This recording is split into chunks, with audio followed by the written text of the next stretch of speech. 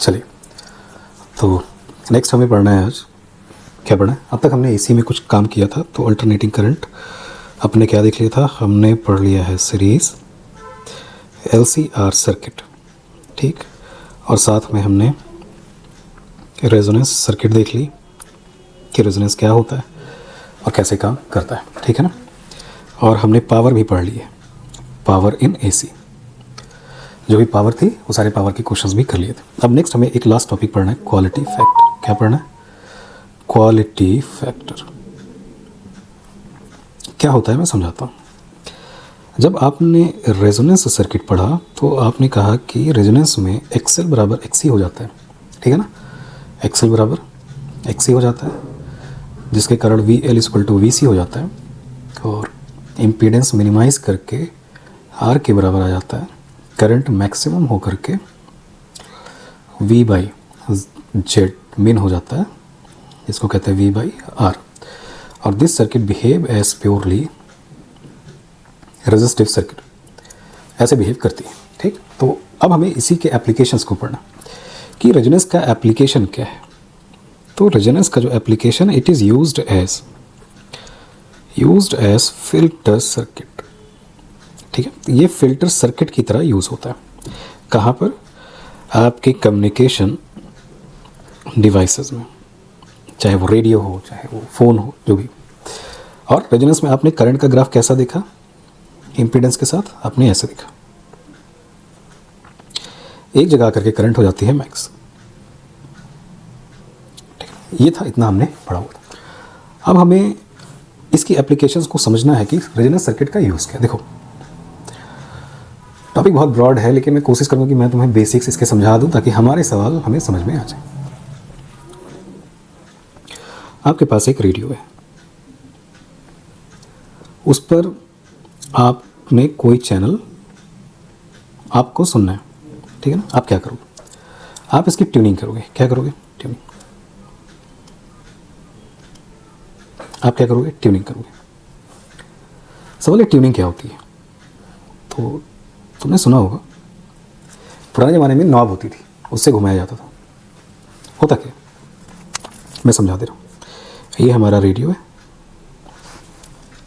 ये इसका एंटीना है, ये इसके नॉब होते थे, ये वॉल्यूम के लिए और ये चैनल को चेंज करने के लिए। एंटीना हवा में बहुत सारे सिग्नल को रिसीव करता है, ठीक है ना, बहुत सारे सिग्नल को। हर सिग्नल की अपनी अपनी ब्रॉडकास्टिंग क्या होती है? फ्रीक्वेंसी होती है। जैसे हम FM सुन रहे हैं, तो हर चैनल की ब्रॉडकास्टिंग फ्रीक्वेंसी अलग अलग होती है। कोई 93.5 हर्ट्ज़ पर चलता है, कोई 98.3 हर्ट्ज़ पर। तो हर चैनल की अपनी एक ब्रॉडकास्टिंग फ्रीक्वेंसी होती है, जो एलोकेट करता है एक गवर्नमेंट के इंस्टीट्यूट है, ट्राई से, ओके ना, टेलीकॉम रेगुलेटर जो होते हैं वो आपको देते हैं। हमारा रेडियो क्या कर रहा है? वो हर सिग्नल को जो हवा में है, रेडियो सिग्नल को रिसीव कर रहा है। सपोज करो आप किसी शहर में रहते हो, आप किसी टाउन में रहते हो, उस जगह पर सपोज करो 4 FM स्टेशंस चलते हैं, ठीक है ना। तो 4 की फ्रीक्वेंसी एंटीना रिसीव कर रहा है। आपको आवाज़ किसी एक की सुनाई देती है। कैसे? देखो होता क्या, इस रेडियो के अंदर लगा है सीरीज LCR, फिल्टर करने के लिए फ्रीक्वेंसी को। इस सीरीज LCR का मेन काम होता है, इट फिल्टर द चैनल, ये चैनल को फिल्टर करता है। कैसे? देखो, एंटीना ने जो रिसीव किया सिग्नल कि वो अलग अलग फ्रीक्वेंसी का, उसको करंट में रेडियो ने बदला, ठीक है ना। अब वो काम कैसे करता है? मान लो मुझे एक चैनल सुनना है 93.5 हर्ट्ज़। मैं नॉब को घुमाऊंगा तो दरअसल मैं उस सीरीज LCR का ω/R निकालूंगा 1/√LC से। तो मान लेते हैं L कांस्टेंट है, तो C वेरिएबल हो जाता है, जिसके कारण आप एक ही सर्किट का अलग अलग ω/R क्रिएट कर सकते हो। अब मैंने कहा चलो भाई इसका FR लाओ, तो मैंने नॉब को घुमाया, अपने रेडियो के नॉब को, और मैंने FR बराबर 1/2π√LC से C को चेंज किया ताकि मेरे FR की वैल्यू 93.5 हर्ट्ज़ आ जाए। ये मैंने नॉब को घुमा के किया। होगा क्या, जो चारों सिग्नल्स आ रहे हैं उसमें इस हर्ट्ज़ का जो सिग्नल है वो अब मेरे सीरीज़ LCR के साथ किस में आ गया? रेजोनेंस में, क्योंकि मैंने 93.5 हर्ट्ज़ को ही FR में लेके आए। एफआर को मैंने चेंज किया, जो मेरे हाथ में व्यूअर जो सुन रहा है, जो देख रहा है, वो आप ऑटोमेटिक अब आता है। पहले मैनुअल था, हम नॉब को घुमा रहे हैं। अब मैंने अपने नॉब को इस तरह घुमाया कि उस सीरीज एलसीआर का एफआर 93.5 हर्ट्ज आ गया। अब चारों सिग्नल्स में से इस सिग्नल की वैल्यू के जेड को क्या कर देगा, मिनिमाइज करके आर के बराबर ला देगा इस फ्रीक्वेंसी के लिए। बाकी तीनों के लिए जेड आर से ज़्यादा होगा क्योंकि उनके लिए अभी रेजोनेंस नहीं आया। तो जिस फ्रीक्वेंसी के लिए आप सीरीज एलसीआर रेजोनेंस में लाओगे उसके लिए जेड मिनिमाइज कर जाएगा और करंट मैक्सिमम। और यही करंट आपके स्पीकर पे जाके आवाज़ को आपको साउंड सुनाई देता है। ये बात है, क्लियर हो गया। अब आपको एक साफ और एक पर्टिकुलर साउंड सुनाई देगा क्योंकि आपने चारों चैनल में से एक चैनल को क्या किया, आपने उसको फिल्टर कर दिया with the help of series resonance LCR circuit. मैं कोई 91.3 हर्ट्ज सुनना चाहता हूँ तो आप फिर से अपना सी चेंज करेंगे। आप क्या करेंगे, अब आप अपना एफआर सीरीज एलसीआर का 91.3 हर्ट्ज कर देंगे। अब आपको दूसरा चैनल की फ्रीक्वेंसी रेजोनेंस में आ जाएगी। अब उसकी करंट मैक्सिमाइज कर जाए तो वो सुनाई देगी। ये तो बेसिक्स है कि ये काम मैंने समझा दिया है। अब सवाल कैसे आते हैं उसको सीख लेते हैं क्योंकि सवाल इंपॉर्टेंट है। पिछले साल भी सवाल 1-2 बार आया हुआ है इसको टॉपिक से। देखो समझो, स्पीकर क्या दे रहा है, स्पीकर साउंड प्रोड्यूस कर रहा है। क्यों? क्योंकि स्पीकर के अंदर क्या आ रही है, करंट आ रही है। कौन सी करंट? मैक्सिमम करंट, जो फ्रीक्वेंसी के लिए मेरा सीरीज एलसीआर रेजोनेंस में है। उन्हें कहा स्पीकर क्या करता है, अगर किसी चैनल की करंट जो कि बनी आई मैक्स बाई 2 या उससे क्या है ज़्यादा है तो वो साउंड आपको सुनाई देगा, वो साउंड प्रोड्यूस होगा। मतलब अगर 2 चैनल की करंट आई मैक्स बाई 2 से ज़्यादा बन गई तो दोनों चैनल स्पीकर पे सुनाई देंगे। स्पीकर की प्रॉब्लम, इसका मतलब है कि स्पीकर तब तक करंट को साउंड में प्रोड्यूस नहीं कर सकता जब तक कि करंट आई मैक्स बाई 2 या उससे ज़्यादा ना हो। तो अगर किसी की चैनल की फ्रीक्वेंसी की करंट आई मैक्स बाई 2 से कम है तो वो सुनाई नहीं देगा, वो फिल्टर हो जाएगा। तो फिल्टर सर्किट यही करती है कि बाकी सारी फ्रीक्वेंसी की क्या करंट नहीं प्रोड्यूस हो रही, क्या वो as a current series LCR में नहीं जा रहे हैं, लेकिन उन सब की करंट कम होती है क्योंकि उनका जेड मिनिमम नहीं होता। इसके कारण से आपको सिर्फ एक आवाज़ सुनाई देती है जो रेजोनेंस में आया सीरीज एलसीआर की जो फ्रीक्वेंसी जिस चैनल की, बाकी सारी आवाज़ हटा दी जाती है। तो अब मैं ग्राफ से तुम्हें समझा देता हूँ ताकि तुम्हें समझ में आ जाए। ये वही ग्राफ है आई मैक्स का, आई का फ्रीक्वेंसी के साथ। कोई नया ग्राफ तो नहीं है, दिस इज आई। ये तुम्हारी आई मैक्स है। ग्राफ थोड़ा सही बनाता हूँ मैं।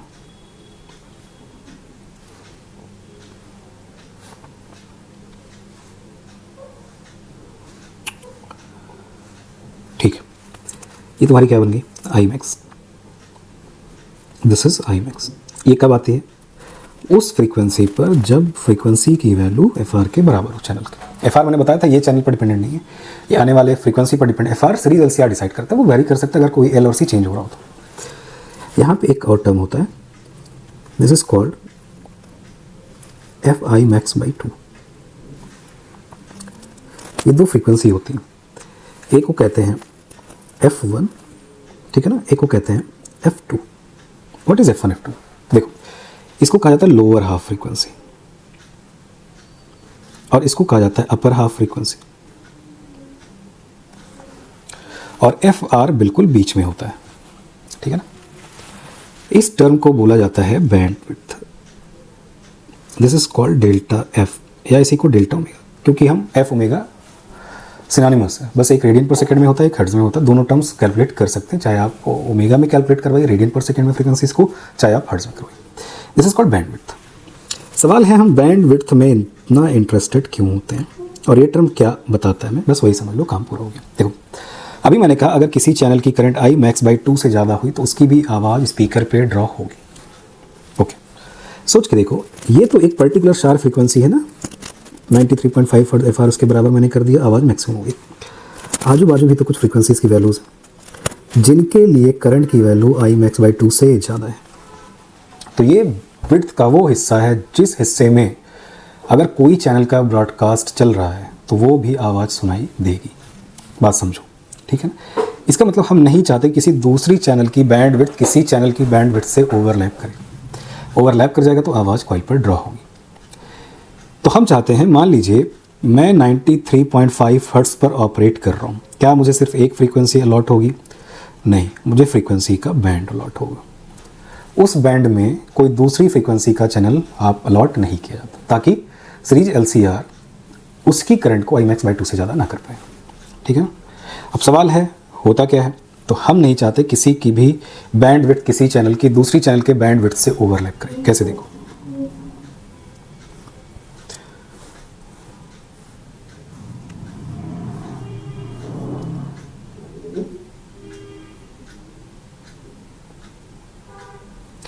अब देखो एक की बैंडविड्थ दूसरे की बैंडविड्थ से ओवरलैप कर गई। अब क्या होगा, एक आवाज़ तो बिल्कुल क्लियर सुनाई देगी, लेकिन दूसरी आवाज़ भी आपको साथ साथ सुनाई देगी, क्योंकि अब बैंडविड्थ ओवरलैप कर गई है एक दो चैनल की, तो करंट दूसरे चैनल की जिसको मैं नहीं सुनना चाहता था उसकी भी आवाज़ मुझे सुनाई देगी। ये कहानी ही है, याद रहे तो बहुत अच्छा, नहीं याद तो टर्म्स याद कर लेना, क्योंकि जब भी सवाल आता है आपको समझाना नहीं है, आपको बस कैलकुलेट करना है। एफ आर आपको आता ही, what is value of F R, 1/2 pi root LC, पहला फॉर्मूला। फार्मूले नोट कर लेना, क्योंकि जितने भी सवाल हैं वो डायरेक्टली फार्मूले, फिर मैं जुगाड़ बता दूंगा, आपका काम हो जाएगा। दूसरा, what is F1 lower half frequency, R/4 pi L, ठीक है ना। अगर आपसे कहे कि लोअर हाफ फ्रीक्वेंसी क्या है, तो अगर आपसे लोअर हाफ फ्रीक्वेंसी पूछ रहा है तो आप कहोगे FR माइनस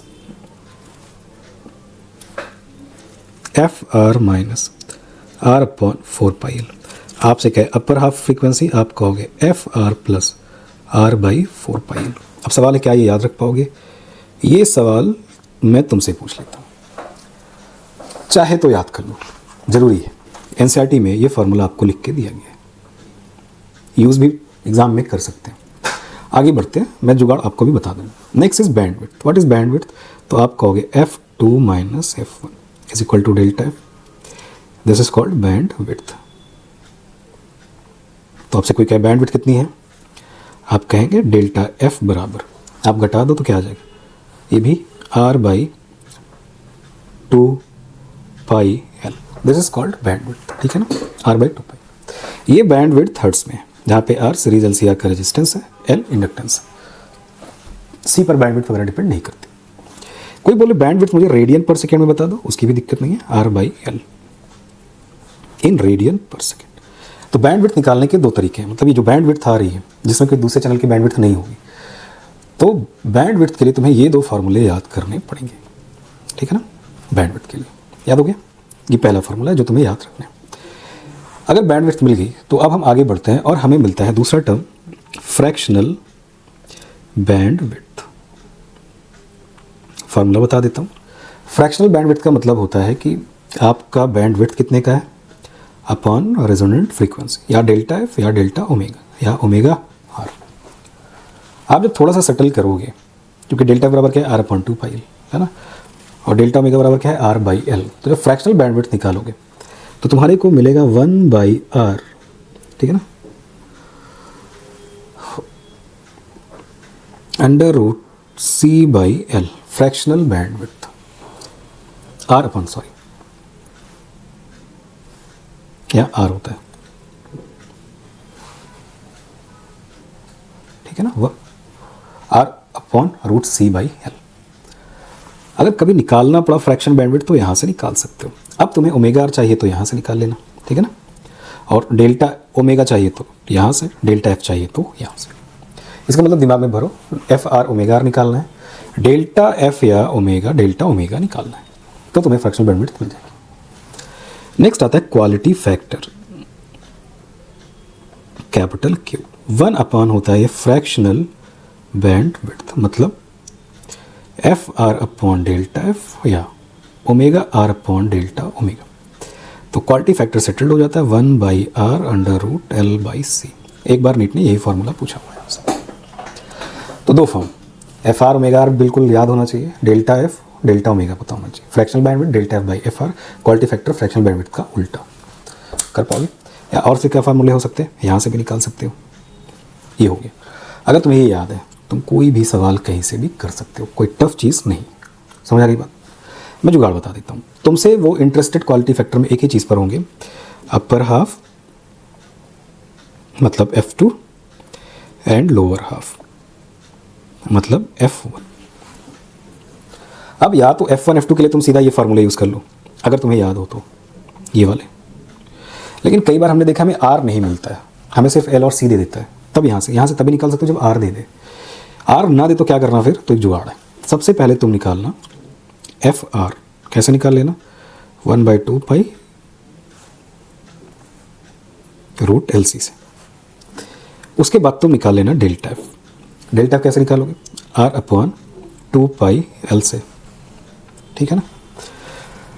एक बार डेल्टा एफ आ गया तो क्या करना है, F1 निकालने के लिए एफ आर को लेना, माइनस करना, डेल्टा एफ बाई 2 कर देना, और F2 के लिए एफ आर को लेना, प्लस कर देना, डेल्टा एफ बाई 2। मतलब एफ आर में बैंड विड्थ का आधा घटा देना तो लोअर मिल जाएगा, बैंड विड्थ का आधा जोड़ देना तो अपर मिल जाएगा। ये है तुम्हारी क्वालिटी फैक्टर। और क्वालिटी फैक्टर क्या बताता है, ये शार्पनेस देता है।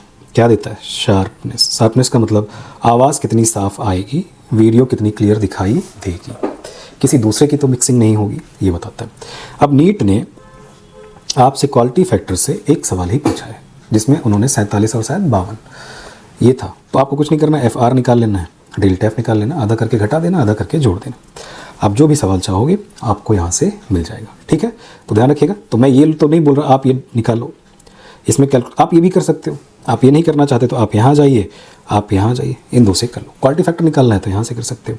ओमेगा आर तुम्हें पता ही है क्या होता है, और डेल्टा ओमेगा भी तुम्हें पता। What is delta omega, R by L. देखो delta omega R by L, तो यहाँ आर बाई एल रखोगे तो क्या मिल जाएगा, एल ऊपर चला जाएगा, ओमेगा आर एल। ये क्या है, omega R L, omega L x L, कब का, रेजोनेंस का। तो एक्स एल रेजोनेंस का अपॉन आर, या एक्स सी रेजोनेंस का अपॉन आर, ये भी यूज़ कर सकते हो फॉर्मूले पे। तो जैसा सवाल होगा तुम वैसा काम कर सकते हो, ठीक। चलिए।